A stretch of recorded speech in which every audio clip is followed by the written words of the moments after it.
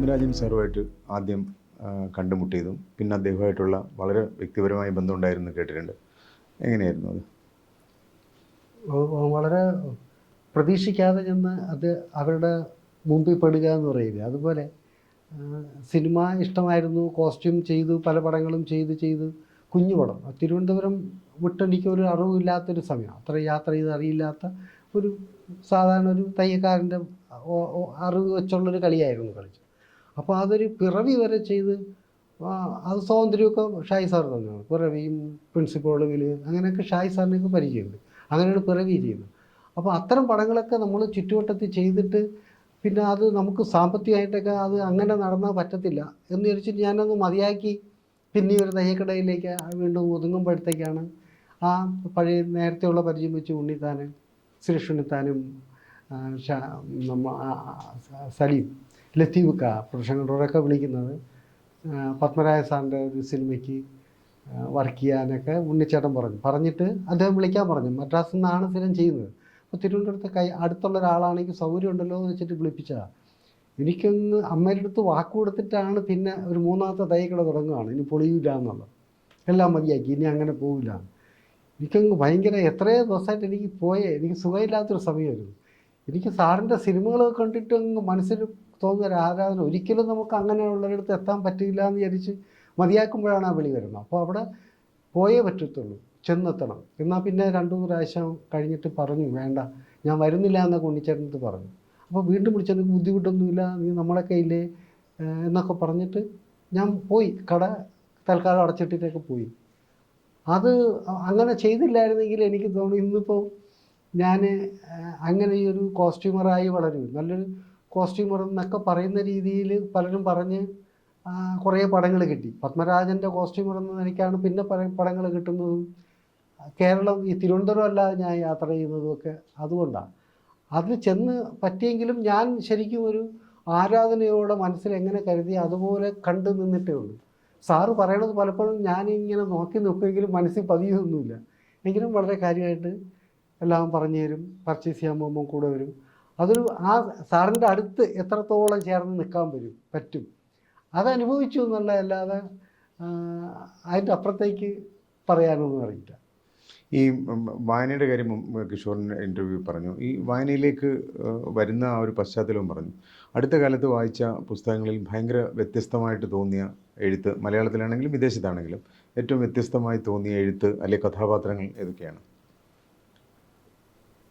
കുറച്ച് പുസ്തകങ്ങൾ അങ്ങനെയുണ്ട്. അത് എനിക്കൊണ്ട് ഇദ്ദേഹത്തിൻ്റെ തന്നെ 1-2 പുസ്തകം വായിച്ചത് ഇഷ്ടപ്പെട്ട കഥാപാത്രങ്ങളൊക്കെ ഉള്ളതായിരുന്നു. പിന്നെ ഹരിദാസ് സാവിത്രി അവരുടെ ഒരു സിനിമ, അങ്ങനൊരു പുസ്തകം. പിന്നെ ഒരു സിനിമ പോലെ തോന്നിയൊരു പുസ്തകമാണ്. അത് എഴുത്തുകാരൻ്റെ പേരെന്ത് ഓർക്കുന്നില്ല. മുളങ്കാട്ടിലെ ഇല്ലിപ്പാപ്പൻ, കുട്ടിപ്പാപ്പൻ എന്ന് പറഞ്ഞൊരു ബിനോയ് തോമസിൻ്റെ ഒക്കെ വായിച്ചിട്ടുണ്ട്. ഇതെന്തോ പേര് ഞാൻ പറയാം, പേര് വരുന്നില്ല. അതൊക്കെ ഞാൻ പിന്നെ ഒരു നല്ല സിനിമയ്ക്ക് പറ്റിയതാണെന്നൊക്കെ എപ്പോഴും ഞാൻ അദ്ദേഹത്തിനടുത്ത് പറയുകയൊക്കെ ചെയ്തായിരുന്നു. അങ്ങനെ ഈ അടുത്ത് കുഞ്ഞു പുസ്തകങ്ങൾ വായിച്ചതെല്ലാം കൂടുതൽ വായിക്കാൻ നമ്മളെ പ്രേരിപ്പിക്കുന്ന ബുക്കുകൾ തന്നെയായിരുന്നു. ഈ സിനിമ ജീവിതത്തിൽ ഏറ്റവും മെമ്മറബിൾ ആയിട്ടുള്ളതെന്ന് പറഞ്ഞാൽ കണ്ണ് നിറയിച്ച അനുഭവങ്ങൾ, അങ്ങനെ എന്തെങ്കിലും വളരെ വൈകാരികമായി ബാധിച്ച എന്തെങ്കിലും ആരുടെയെങ്കിലും അങ്ങനെ എന്തെങ്കിലും അനുഭവം ഉണ്ടോ?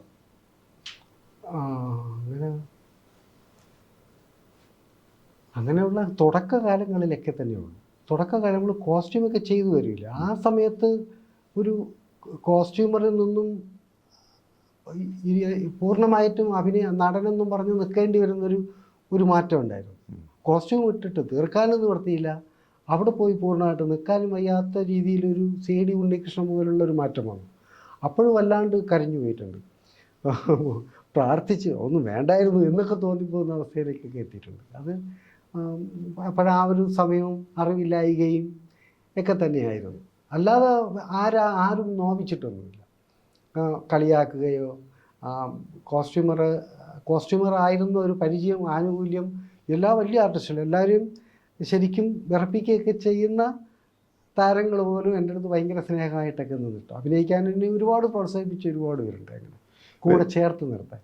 ഇപ്പോൾ ശ്രീനിവാസൻ ഒരിക്കലൊരു ഇൻ്റർവ്യൂ പറയുകയുണ്ടായി. അദ്ദേഹം കോഴിക്കോട് വഴി പോകുമ്പോൾ ഒരു വലിയ അപകടത്തിൽപ്പെട്ടു. വായിൽ നിന്നൊക്കെ ഇങ്ങനെ ചോര വരുന്നുണ്ട്, പല്ലൊക്കെ ഇളകിയിട്ട്. അപ്പോൾ പുള്ളി ഇങ്ങനെ രക്തത്തിൽ കുളിഞ്ഞ് നിൽക്കുന്നത് കാണുമ്പോഴും ഈ പ്രേക്ഷകർ വന്ന് കണ്ട കാണികൾ വന്ന് ചിരിക്കുകയാണ്. ശ്രീനിവാസൻ്റെ ഈ ആക്സിഡൻറ്റ് പറ്റി മുറിഞ്ഞ് നിൽക്കുന്ന ചോര വഴി കണ്ടത് ആൾക്കാർക്ക് ചിരിയാണ്. അപ്പോൾ ഈ ആൾക്കാരുടെ ഒരു താരങ്ങളോടുള്ള ഒരു ആറ്റിറ്റ്യൂഡിൻ്റെ കാര്യം പുള്ളി പറഞ്ഞപ്പോൾ ഇങ്ങനെ പറഞ്ഞാണ്. ഇത്തരത്തിൽ ഈ പ്രേക്ഷകരുടെ ഭാഗത്തു നിന്നൊക്കെയുള്ള റെസ്പോൺസ് എങ്ങനെയാണ്? കാരണം പഴയ കാലത്ത് പൂർണ്ണമായിട്ടും ഈ ഫലിത സിനിമകളിൽ അഭിനയിച്ചുകൊണ്ടിരുന്നതിന് ശേഷം ഇപ്പം മിക്കവാറും എല്ലാം വേറെ വ്യത്യസ്തമായ ക്യാരക്ടേഴ്സാണ് ചെയ്യുന്നത്. അപ്പോൾ ഇതിൽ വന്ന മാറ്റം എങ്ങനെയാണ് പ്രേക്ഷകരുടെ ഒരു ആറ്റിറ്റ്യൂഡിൽ? നേരത്തെ കാണുമ്പോഴത്തേക്കുള്ളൊരു പെട്ടെന്ന് ഒരു ചിരിക്കുകയും അവർക്കെന്തോ നമ്മളെന്തോ അവരെ നാണിപ്പിച്ചതുപോലെ അവർക്കൊരു നാണം വരുമായിരുന്നു. അത് നമുക്ക് നാണം വരുന്നതിന് പകരം കാണുന്നത് വെച്ചാൽ ചെയ്ത് വെച്ച് കൂട്ടിയിരിക്കുന്ന ആ കോമാളിത്തം കഥാപാത്രങ്ങളൊക്കെ ഓർത്തിട്ടായിരിക്കും ഒരു കൗതുകത്തോടെ അവർ നോക്കുമായിരുന്നു. അത് ഇപ്പം മാറിയിട്ട് ഒരു അത് വേറൊരു രീതിയിലേക്ക് വന്നു. അപ്പോൾ രണ്ട് വ്യത്യാസം അറിയാൻ പറ്റുന്നുണ്ട്. ആദ്യം പിന്നെ നമ്മൾ എവിടെയെങ്കിലും ചെന്നാലും പെട്ടെന്ന് ചിരിക്കുക, ഒരു മരണം വിടുന്നു പോലും കരുതാത്ത പെട്ടെന്ന് ചിരിക്കുകയൊക്കെ ചെയ്യും. ചൂണ്ടിക്കാണിച്ച് ആ പരിസരം മറന്നുപോയി നമുക്ക് മാറാൻ പറ്റുകയില്ല, അങ്ങനെ പെട്ടെന്ന് നടന്ന് പോയി കളയാൻ തോന്നുമായിരുന്നു. അതൊന്നും മാറി കിട്ടിയിട്ടുണ്ട്. ഈ നമ്മുടെ തിരുവനന്തപുരത്തിൻ്റെ കഴിഞ്ഞൊരു 10-70 വർഷത്തെ മലയാള സിനിമയുടെ ചരിത്രം നമ്മുടെ തിരുവനന്തപുരത്ത് തന്നെയുണ്ട്, പേട്ടയിൽ തന്നെയുണ്ട്. കണ്ണമ്മൂലയിലും മധുസാറുമായിട്ടുള്ള ഒരു ഇൻട്രാക്ഷൻ എങ്ങനെയാണ്? മധുസാറാണ് ഒരു പക്ഷേ എനിക്ക് തോന്നുന്നു സിനിമാ നടനാവണമെന്നൊക്കെ തോന്നിപ്പിച്ച ഒരാൾ. അതൊരിക്കലും സാധ്യമാവില്ല എന്നും മനസ്സിൻ്റെ വേറൊരു സൈഡിൽ കാണിച്ചത് സാറ് തന്നെയാണ്. സാറ് ഇങ്ങനെ നിൽക്കുമല്ലേ. അന്നൊക്കെ കുമാരത്ത് ഒത്തിരി ഉള്ളു, അവിടെ നടന്നു പോകുമ്പോൾ കാണാം. അപ്പം എല്ലാവരും താരങ്ങളൊക്കെ മദ്രാസിലാണ്, ഷൂട്ടിംഗ് ആണെങ്കിൽ മദ്രാസിൽ പോകണമെന്നൊക്കെ പറഞ്ഞ് കേട്ടിട്ടുണ്ടെങ്കിലും വല്ലപ്പോഴോ കാണുന്നത് മധുസാറിനെയാണ്. അപ്പോൾ അവിടെ നിന്ന് സാറ് വണ്ടിയിൽ വരുന്നതും പോകുന്നതും, പിന്നെ നമ്മൾ തൈര് പഠിക്കുന്ന സമയത്ത് തന്നെ ചിത്രരമയും സിനിമാ മാസികയിലും ഒക്കെ ഈ സാറിനെ കുറിച്ചുള്ള ഇൻ്റർവ്യൂ സ്റ്റുഡിയോ തുടങ്ങുന്നത് ഒക്കെ അപ്പോൾ ഇങ്ങനെ അറിയാം. അപ്പോൾ ഏറ്റവും കൂടുതൽ അങ്ങനെ സ്വാധീനിച്ചിട്ടുള്ളതും സിനിമകൾ കൂടുതൽ ആദ്യം മുതൽ കാണുന്നത് മധുശാരദ അങ്ങനെ ഒരു ടീമിൻ്റെയാണ്. നസീർ സാറിൻ്റെയൊക്കെ സിനിമ ഇഷ്ടമാണ്, പക്ഷേ എങ്കിലും മധുസാറിൻ്റെ പടം ഒക്കെ അന്ന് എനിക്ക് ചെറുതിലേ തന്നെ ഈ ഉച്ചയ്ക്ക് ഇത്തിരി സമയം കണ്ണുവെട്ടിച്ച് പോകാൻ പറ്റുന്ന സിനിമകൾ വരുന്നതൊക്കെ ആർട്ട് പടങ്ങളാണ്.